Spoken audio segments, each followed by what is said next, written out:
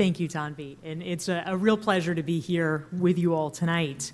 I wanted to start out by telling you a little bit about my own reinvention story, which Tanvi was alluding to. It actually began for me. Oh, thank you very much. I get the clicker too.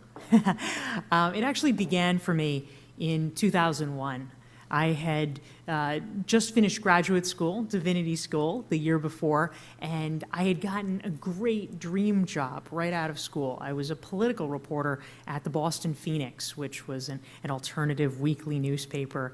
It was a great job. I got to go to all kinds of events and really dig into the fabric of the community, and I loved it. But one day, I got called into the HR office, and I thought that they were, updating our dental plan.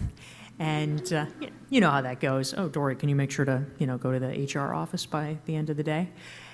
It was not the dental plan. They were laying me off.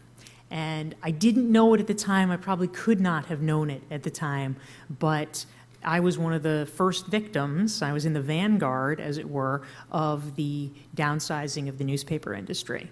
Between 2000 and 2009 in the United States, 40% of newsroom journalists in America lost their jobs.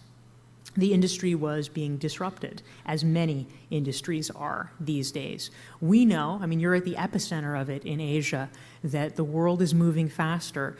Things are changing. Major chains, Fortune 500 companies, whether it's Borders or Blockbuster going under, we need to move faster and adapt. And so in that moment when I lost my job, I realized that I was going to have to do something different. I was going to have to live my life in a different way than I had envisioned and reinvent myself. And so over the course of the ensuing decade, I feel very fortunate that I was able to do a lot of cool things. As Tanvi mentioned, I worked on a presidential campaign. I was a spokesperson on that campaign. I ran a nonprofit. I made a documentary film. And for the past 8 years, I've had my own marketing strategy consulting business where I teach at business schools and write and speak.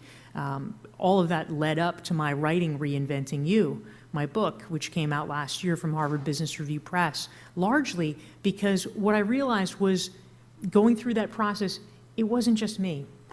We all, whether it's in large ways, because we want to change our careers, change our lives, or in smaller ways, because we want to keep up, because we want to stay on top of trends and make sure that we're fighting back against becoming a commodity in the workforce.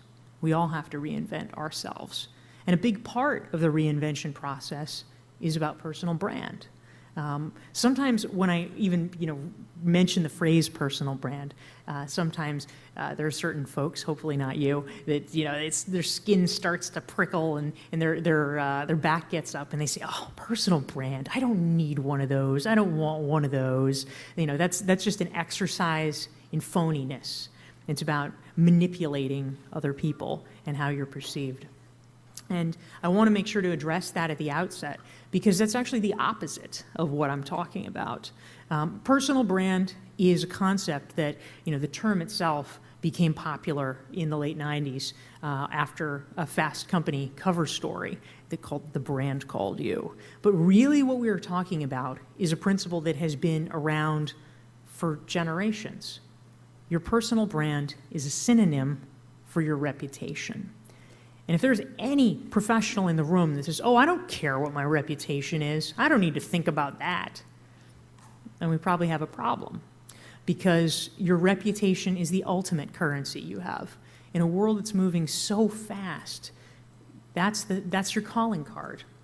And as more and more of the world gets commoditized, as we're able to get services from anyone, anywhere, you want to be the person that people are seeking out specifically by name, because you are someone that they believe in and trust.